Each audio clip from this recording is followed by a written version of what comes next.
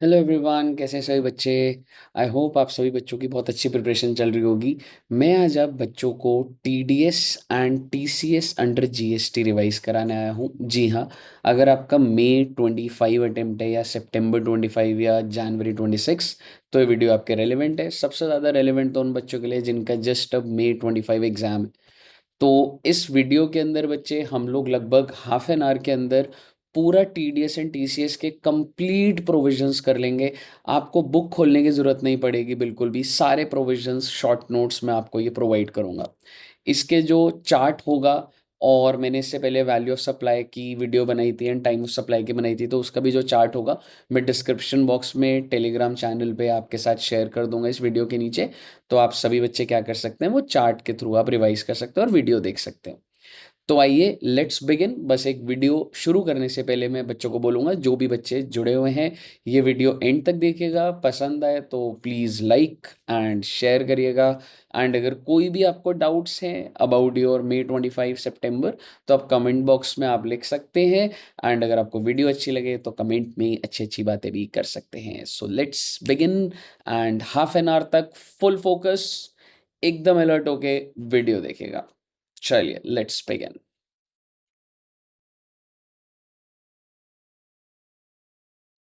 चलिए, तो हम लोगों ने आज डिस्कस करने बच्चे TDS and TCS. TDS stands for tax deducted at source, TCS stands for tax collected at source.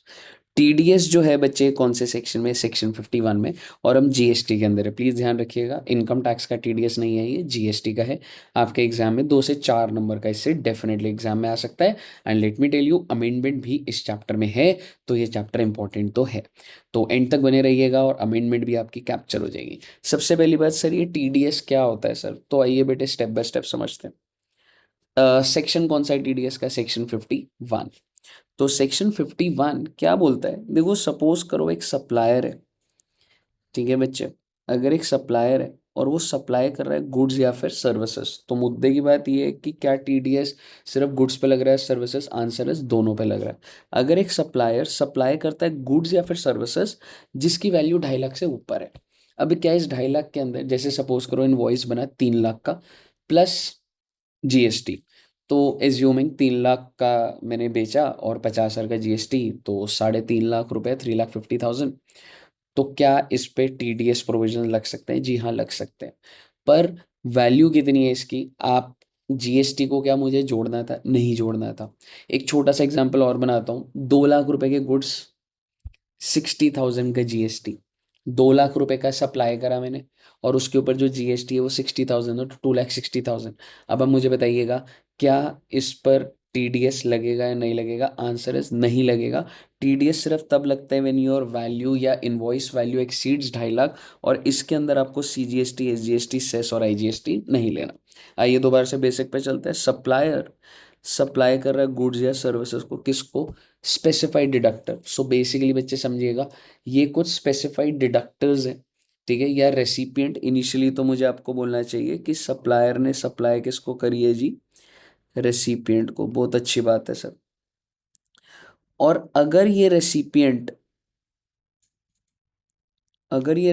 नीचे वाली कैटेगरी का कोई इंसान हुआ, तो टीडीएस प्रोविजंस लग जाएंगे। और नीचे के कौन से इंसान है?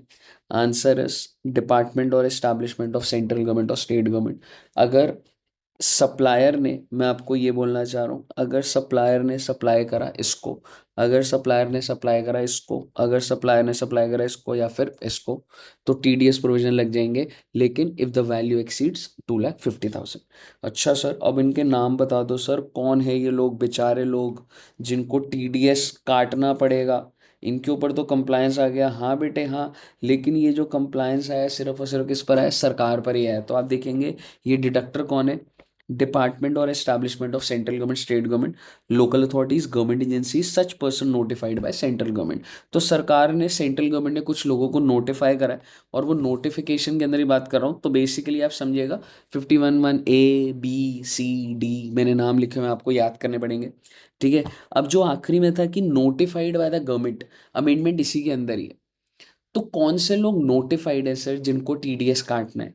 Answer is any authority or board set up by an act of parliament or established by government, ये गवर्नमेंट ने नोटिफाई करा कि अगर कोई भी एक्ट ऑफ पार्लियामेंट के थ्रू बने हैं और जिसके अंदर 51% और मोर पार्टिसिपेशन किसका है, गवर्नमेंट का है, in equity share or voting power.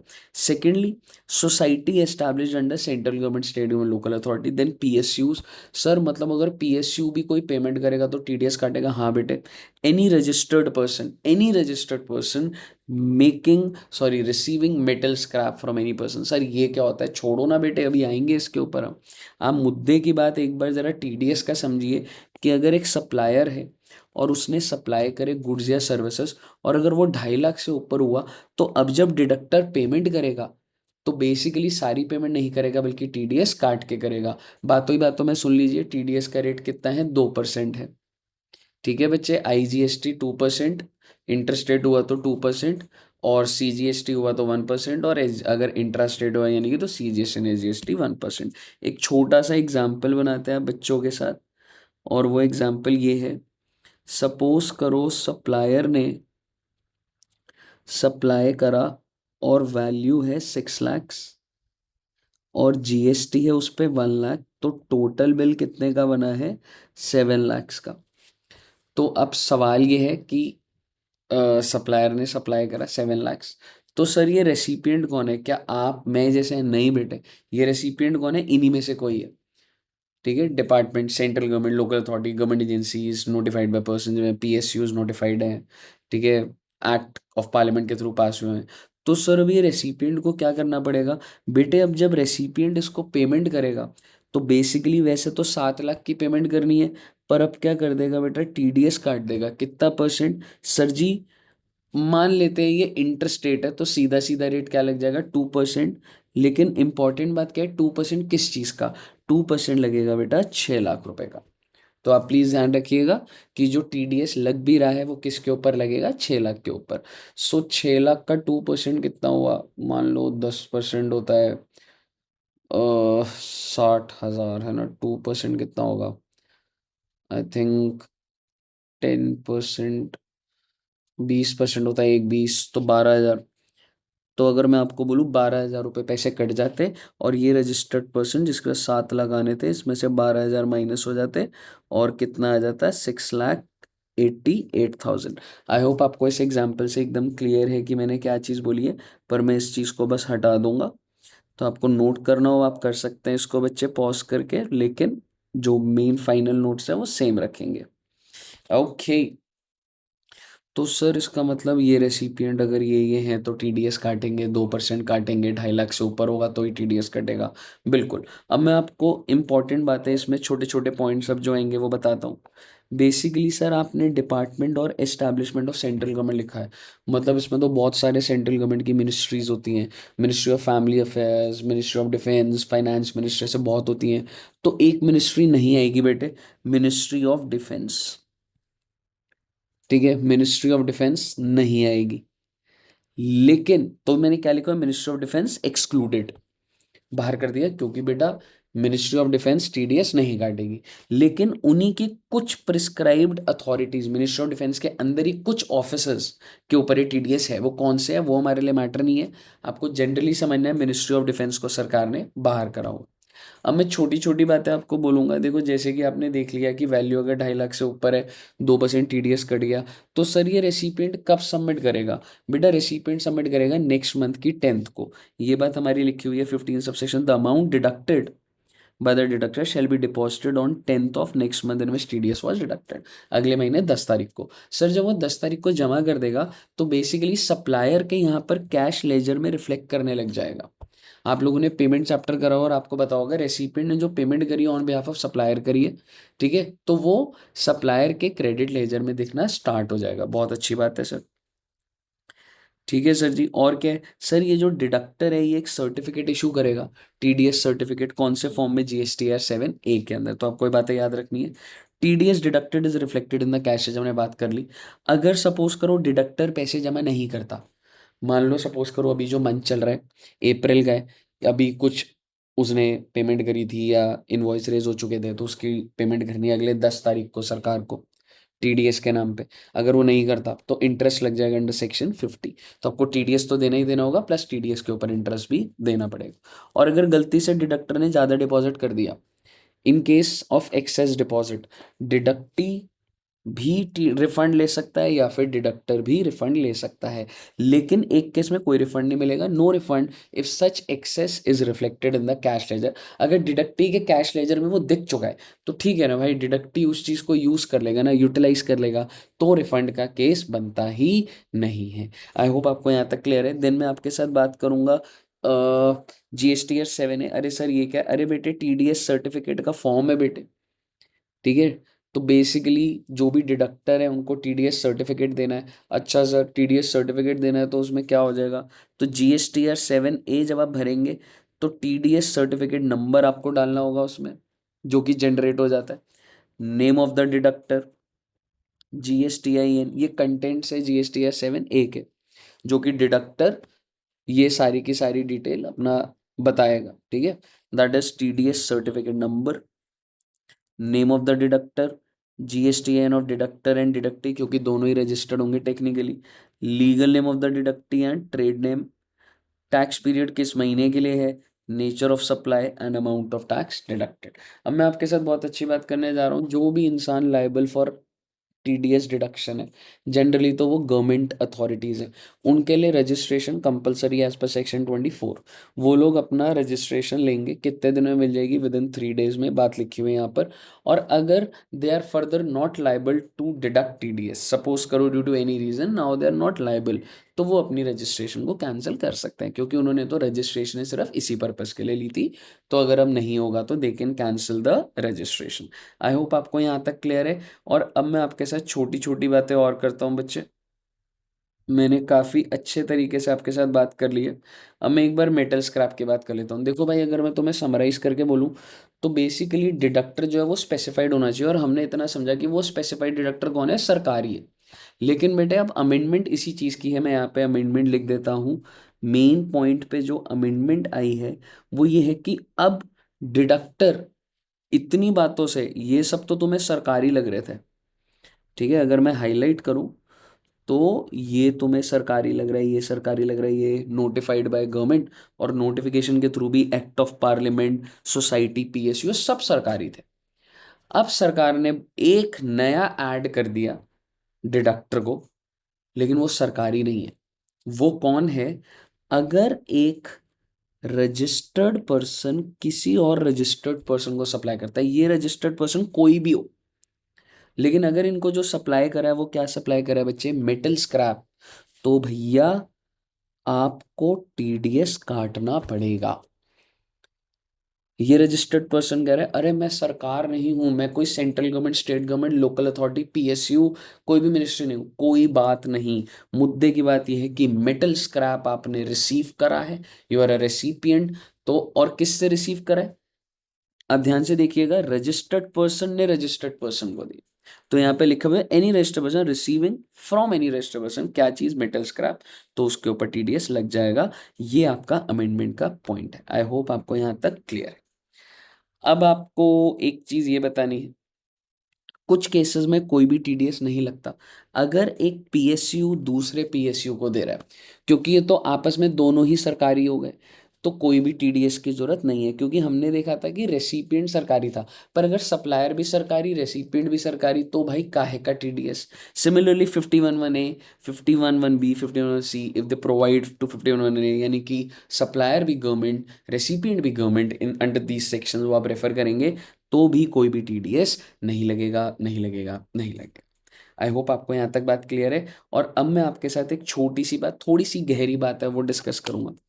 अब अगर हम इस प्रोविजन को ध्यान से सोचें तो TDS कौन डिडक्ट कर रहा है सर, रेसिपिएंट, है ना। मतलब मान लो एक सप्लायर है, सामने से वो कुछ सामान बेच रहा है, तो मैं रेसिपिएंट हूँ, मैं कहूँगा भाई, मान लो मैं गवर्नमेंट हूँ, मैं बोलूँगा भाई मैंने तुम्हें पेमेंट करनी है, पर मेरे ऊपर तो सेक्शन 51 का TDS लग रहा है, क्योंकि वैल्यू ऑफ द गुड्स और सर्विस 2.5 लाख से ऊपर है, तो मैं तो TDS काटूंगा। और मैं जब TDS काटूंगा, अगर इंट्रा स्टेट होगी तो CGST SGST 1% और अगर IGST अगर इंटरस्टेट होगी तो 2% काट। तो अब आप रेसिपिएंट के एंगल से सोचिए कि मैं तो इंट्रा स्टेट में CGST और SGST, ठीक है जी, मैं तो जमा करूंगा, यही है सिस्टम। और अब मैं ऐड ऑन कर रहा हूँ, हो सकता है जो सप्लायर है वो किसी स्टेट का हो, मैं किसी स्टेट का हूँ, और मैं जो जमा करूंगा तो मैं तो जो स्टेट में रजिस्टर्ड हूँ तो वही है सिर्फ। मान लो मैं दिल्ली का हूँ, वो यूपी का है, वो यूपी का रजिस्टर्ड है, मैं दिल्ली का रजिस्टर्ड हूँ, तो मैं जो जमा करूंगा वो तो दिल्ली सरकार को पर जमा करूंगा, टीडीएस काटूंगा तो मैं तो दिल्ली का रजिस्टर्ड हूँ। लेकिन वो बंदा कहेगा अरे भाई मेरे इधर कैश लेजर में नहीं दिख रहा, मैंने कहा दिल्ली वाला चेक कर, दिल्ली का कैश लेजर कह रहा है अरे मैं तो यूपी में रजिस्टर्ड हूँ। कंफ्यूज, तो यहाँ पे प्रॉब्लम आए। तो उसी के अकॉर्डिंग तो कुछ कुछ केसेस में सरकार को मजबूरन बोलना पड़ा कि अगर ऐसा केस होगा तो वहां पे टीडीएस नहीं लगेगा, नहीं लगेगा, नहीं लगेगा। आइए हम इसको इलैबोरेटेड देखते हैं। एज्यूमिंग आपको प्लेस ऑफ सप्लाई बच्चों को आता है, ठीक है। सो होता क्या था, एक होता था location of supplier, then location of recipient, ठीक है जी। लोकेशन ऑफ रेसिपिएंट की जगह क्या है, ये प्लेस ऑफ सप्लाई, ठीक है बच्चे, ये है प्लेस ऑफ सप्लाई।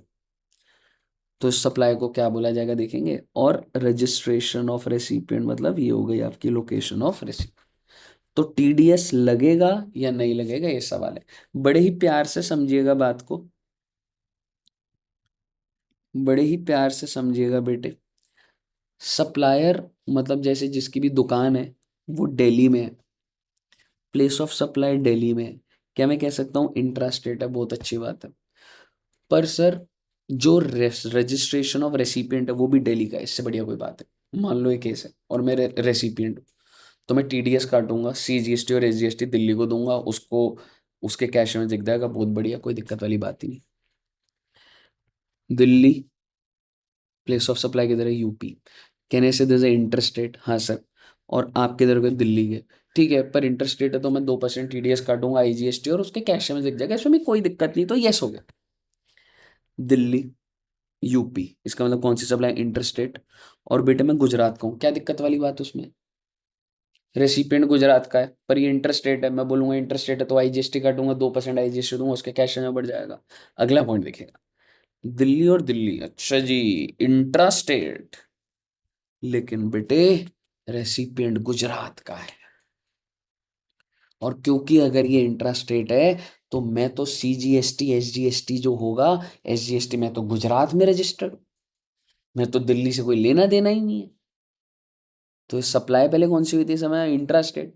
अब मैं तो गुजरात, मैं तो अगर टीडीएस काटूं इंट्रास्टेट है तो सीजीएसटी और एसजीएसटी काटूंगा, मैं तो गुजरात का डालूंगा, पर क्या उस बंदे को उसके कैश में दिखेगा, नहीं दिखेगा।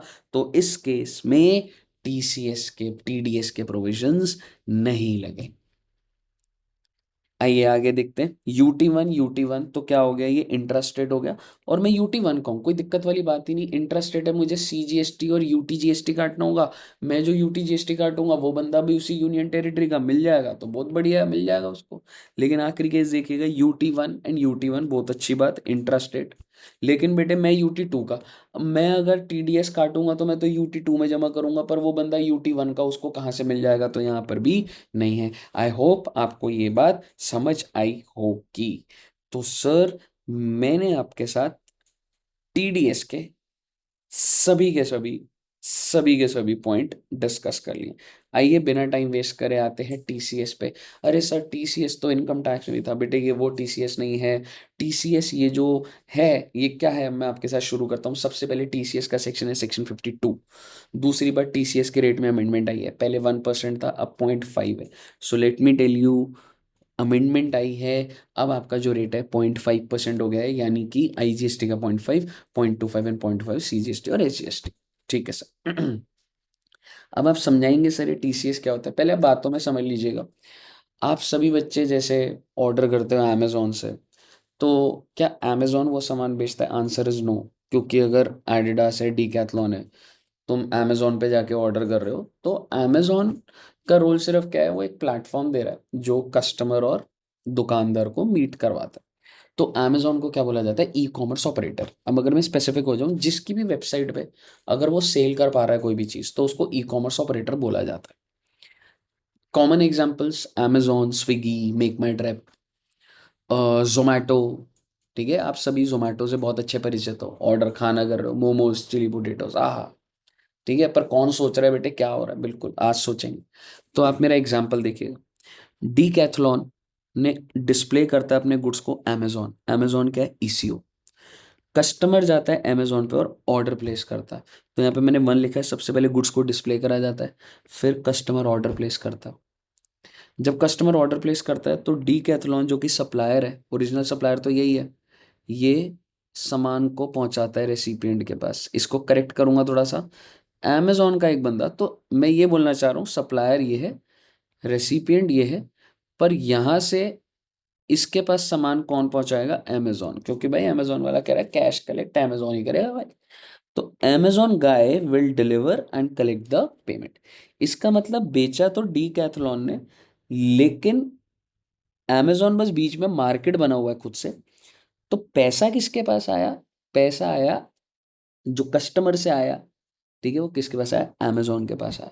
तो मैंने यही लिखा हुआ है, ये जो कस्टमर है ये पेमेंट करेगा कितने रुपए की? मान लो 6,000 रुपए की। क्यों सर? क्योंकि सर जी जो बिल बना था शूज़ का 5,000 और देखा जाए जीएसटी, तो कस्टमर ने बोला हाँ हाँ पैसे बहुत हैं, 6,000 दे दूंगा। लेकिन आपके हिसाब से किसके पास जाएगा? डीकैथलॉन या अमेजोन? Obviously Amazon. आप जब जोमेटो पे ऑर्डर करते हैं तो सारा का सारा पैसा जोमेटो के पास जाता है, जोमेटो आगे रेस्टोरेंट को देता है। तो customer gives the money to Amazon. Now comes the concept of TCS. Amazon जब इस पैसे को आगे देता है तो गवर्नमेंट ने ये बोला हुआ है कि भाई पूरी पेमेंट मत करियो, टीसीएस काट लियो भाई 0.5%, एज्यूमिंग, ऑब्वियसली आईजीएसटी में एज्यूम कर रहा हूँ 0.5%। किस अमाउंट का? 5,000 का। अरे जीएसटी भी जोड़ दो ना सर। नहीं बेटे नहीं, 0.5% 5,000 का कटेगा, दैट इज 25 रुपये, और बाकी पैसा डीकैथलॉन के अकाउंट में आ जाएगा। सर अमेजोन ने ये जो 25 रुपये काटे इसका क्या करेगा? देखो बेटे ये एरो आ रहा है यहाँ से, और ये क्या बोल रहे हैं? Deposit TCS on 10th of next month. जैसा टीडीएस था 10th ऑफ नेक्स्ट मंथ, ऐसी अमेजोन को भी 10th ऑफ नेक्स्ट मंथ को जमा कर देने का है। बहुत अच्छी बात है। और जैसे ही ये जमा करेगा इसके कैश लेजर में दिखना स्टार्ट हो जाएगा। ओके। तो टीसीएस एक अमाउंट है, छोटा सा, एकदम छोटा सा, जैसे आप छोटे छोटे बच्चे हो। टीसीएस एक अमाउंट है जो कि ईसीओ काटेगा, क्योंकि सारा पैसा उसके पास आया है। आगे देने से पहले दुकानदार को टीसीएस काटेगा और अपना सरकार को जमा कर देगा अगले महीने की 10 तारीख को, और जैसे ही वो जमा करेगा तो दूसरे के कैश लेजर में, दुकानदार के कैश में दिख जाएगा। TCS is to be collected on the value of net supply. बहुत इंपॉर्टेंट बात, आपको एग्जाम में क्वेश्चन आएगा कि अमेजोन ने पूरे साल का इतनी सेल करी है डीकैथलॉन के अगेंस्ट और इतने की रिटर्न आई है। मान लो डीकैथलॉन का केस, मैं पूरे महीने की अगर बात करूं तो 5 करोड़ की सेल हुई है और 1 करोड़ का रिटर्न हुआ है, and this is exclusive of GST, क्योंकि मैं जीएसटी तो कंसिडर करना ही नहीं। तो नेट नेट कितने की सेल करी? नेट सेल्स कितने की हो गई? 4 करोड़ की। अब अमेजोन को कितना टीसीएस काटना होगा? भाई जितनी, अब मान लो सारी की सारी इंटरेस्ट रेट है तो 0.5% 4 करोड़ का काट के जमा कर देना है। आई होप आपको ये बात क्लियर होगी बच्चे। TCS is to be calculated on value exclusive of GST. TCS is not to be collected. आइए अब जरा इधर। सबसे पहले तो आप ये समझिए, क्या सर टीसीएस सिर्फ गुड्स पे है या सर्विसेज पे है? दोनों पर है। आंसर इज टीसीएस दोनों पर है, दोनों पर है, दोनों पर है। ये जितने भी बड़े बड़े बिग प्लेटफॉर्म्स है ना, आज के टाइम पे तुम amazon, स्नैपडील, ब्लिंकिट, जेप्टो, ये सब ई कॉमर्स ऑपरेटर्स हैं। अर्बन क्लैप, गुड्स भी बेची जा रही है, सर्विसेज भी बेची जा रही है, बहुत अच्छी बात है, बेचो, बिजनेस करो। लेकिन सरकार को टीसीएस काट के देना पड़ता है। लेकिन कुछ कुछ केसेस में, कुछ कुछ केसेस में टीसीएस नहीं लगेगा, नहीं लगेगा, नहीं लगेगा। पेपर के लिए इंपॉर्टेंट पॉइंट है कि कौन कौन से केसेस में although the supply is made through eco, फिर भी TCS at the rate of 0.5% नहीं लगेगा, नहीं लगेगा, नहीं लगेगा। तो आइए बेटे, वो ये पॉइंट है, TCS is not to be collected. Transportation of passenger by radio taxi, motor cab, maxi cab, any other motor vehicle except omnibus. सोच के देखिए, आप कैब में जा रहे हैं तो हम कैब वाले भैया को तो कभी कोई सीधा पैसा दे देते हैं, कैसे सरकार बीच में आ पाएगी? कैसे ऊबर बीच में आ पाएगा कि नहीं नहीं ये पैसा मुझे दो? तो इसलिए सरकार ने बोला भाई देखो, इसके अंदर तो जो सर्विस प्रोवाइडर है, कैब वाला कह रहा है हम तो कैश में लेंगे, तो भाई सीधा कैश मिल जाएगा तो मैं टीसीएस का कैसे बनाऊंगा? तो इसलिए उसको बाहर कर दिया। एक्सेप्ट ओमनी बस। अच्छा जी सर, ओमनी बस को बाहर कर दिया? अरे बेटे चिंता क्यों करते हो, सरकार बाहर करती है लेकिन कुछ पर्पस होता है। अब उसके बाद सरकार ने क्या बोला? Supply of transport passenger omni, लो जी लो, इंक्लूड कर लिया। यानी कि अगर मैं बोलूँ ऊपर वाले पॉइंट के हिसाब से ओमनी बस पे टीसीएस लगेगा, है ना, क्योंकि इन पे टीसीएस नहीं है, ओमनी बस पर टीसीएस है। पर फिर नीचे वाले पॉइंट में आ गया, अरे ओमनी बस को भी बाहर कर देते हैं, लेकिन अगर ओमनी बस की सर्विस कंपनी ने दी तो टीसीएस है। तो अगर मैं आपको कंक्लूड करके बोलूं, omni bus service if provided by company तो टीसीएस है, and if not provided by company तो टीसीएस नहीं। ठीक है जी। नेक्स्ट इज, आप देखते हैं प्लम्बर, कारपेंटर अर्बन क्लैप के थ्रू आते हैं, तो वो लोग भी टीसीएस के अंदर डालना मुश्किल है, क्योंकि वो लोग खुद ही आएंगे, वो कैश कलेक्ट कर सकते हैं। तो हाउस कीपिंग, प्लम्बिंग, कारपेंटिंग हो सकता है। देन रेस्टोरेंट सर्विस, इसके ऊपर भी टीसीएस नहीं है, यानी कि अगर आप जोमेटो पे जा रहे हैं और जोमेटो पे आप ऑर्डर कर रहे हैं हल्दीराम से छोले भटूरे और लस्सी और व्हाट नॉट, तो जोमेटो वाला उसको पेमेंट कर देगा विदाउट टीसीएस। लेकिन अगर रेस्टोरेंट लोकेटेड है स्पेसिफिक, यानी कि 5 स्टार होटल के अंदर है या स्पेसिफाइड प्रीमाइस के अंदर है, तो हो सकता है कि टीसीएस लग जाएगा। स्पेसिफिक एक 5 स्टार होटल के अंदर है, इतने स्क्वायर फीट, इतना एरिया, तो उसके अंदर नहीं जाना हमने, बट स्पेसिफाइड प्रीमाइस का मतलब ये होता है। ठीक है जी। Last but not the least, अगर होटल बुक कर रहे हैं इन गेस्ट हाउस क्लब, जैसे 5 स्टार होटल बुक कर रहे हो, तो भी टीसीएस नहीं है। लेकिन अगर वो 5 स्टार लाइबल फॉर रजिस्टर्ड, नहीं वो बहुत बड़ा है, आप ताज होटल बुक कर रहे हैं तो ऑब्वियसली लाइबल और रजिस्टर्ड ही होगा, तो टीसीएस है। और ये बात मैं यहाँ भी बोलना चाहूँगा, जहाँ पे प्लम्बिंग कारपेंटिंग की बात करी है, सर मेरे घर पे प्लम्बर आया है, मैंने उसको 5,000 रुपये दिए हैं, तो क्या करना है सर? बेटा आपने तो कुछ नहीं करना, आप तो उसको पेमेंट करो। लेकिन सवाल ये है कि अर्बन क्लैप वाला क्या टीसीएस काटेगा? भाई अगर वो प्लम्बर लाइबल फॉर रजिस्ट्रेशन, बहुत बड़ा प्लम्बर है, तो कटेगा, और अगर नहीं है तो नहीं कटे। कहने का मतलब ये है कि हाउसकीपिंग प्लम्बर को बाहर कर दिया गया, बट अगर they are liable for registration है, वो बड़े लोग हैं, तो वो इंक्लूड हो जाएंगे, टीसीएस लगेगा। सिमिलरली होटल इन गेस्ट को बाहर कर दिया गया, पर अगर वो बड़े होटल इन गेस्ट है तो इंक्लूड हो गए और टीसीएस लगेगा। आई होप आप सभी बच्चों को ये पॉइंट्स क्लियर होंगे। दोबारा से सेम बात, टीडीएस में हमारी जो बात थी वही टीसीएस में रजिस्ट्रेशन लेना कंपलसरी है, बिकॉज उनको सेक्शन 52 में टीसीएस डिडक्ट करना है। दूसरी बात, 3 दिन के अंदर अंदर आपको रजिस्ट्रेशन मिल जाएगी, कंपलसरी रजिस्ट्रेशन 3 दिन में मिल जाएगी। If you are not liable further तो आप अपनी रजिस्ट्रेशन को कैंसिल कर सकते हैं। टीसीएस की जो रिटर्न जाएगी कि आपने कितना कितना टीसीएस है, वो जीएसटीआर 8 में जाएगी, मंथली जाएगी। साथ ही साथ एक एनुअल रिटर्न जाएगी जो कि जीएसटीआर 9 बी में जाएगी। जो 8 वाली है वो 10th ऑफ नेक्स्ट मंथ को भरेंगे, और एनुअल रिटर्न को आप 31 दिसंबर को भरें। ठीक है जी।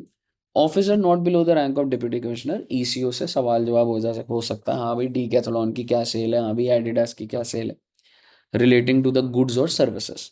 तो basically officer not below the rank of deputy commissioner can issue a notice detail of goods और सर्विसेज, और ऑपरेटर को मतलब ईसीओ को 15 दिन के अंदर उस नोटिस का रिप्लाई करना है। अगर नहीं करा तो 25,000 रुपये तक की पेनल्टी हो सकती है, और पीनल एक्शन हो सकता है अंडर सेक्शन 122। हमें उसके अंदर नहीं जाना, इतना ध्यान रख लीजिए, 25,000 अप टू पेनल्टी हो सकती है। लास्ट बात बोलूंगा बेटा, ये इस बार के आरटीपी का भी क्वेश्चन है और आ सकता है, सर डी कैथलॉन की अपनी भी ऐप है, ये एग्जाम्पल मैंने पर्पस के लिए लिया, लास्ट पॉइंट है, खत्म हो गया। डी कैथलॉन की अपनी भी ऐप है, वो सर अमेजोन के थ्रू भी भेजता है और अपनी ऐप के थ्रू भी भेजता है। तो अगर उसकी अपनी ऐप है, अपनी वेबसाइट है, कि वो भी खुद भी एक ईसीओ है, आंसर इज यस। तो सर क्या वो अपना टीसीएस खुद काटेगा? वो बोलेगा अरे मैं भी एक ईसीओ हूं, मैंने ही बेचा है तो मैं खुद को payment, answer is no. ECO TCS तब कटता है जब ईसीओ और सप्लायर अलग अलग बनते हैं।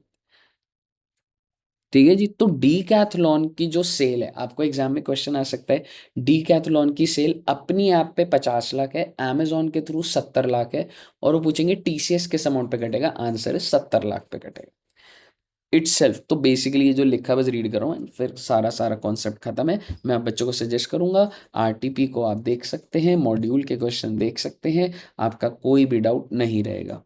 itself has its own website. Decathlon is an ECO as well as no TCS to be deducted by Decathlon on its own sales. I hope आप सभी बच्चों को ये वीडियो पसंद आई होगी, और अगर पसंद आई है तो बेटे लाइक का बटन दबाइए ना, अच्छा लगता है बेटे।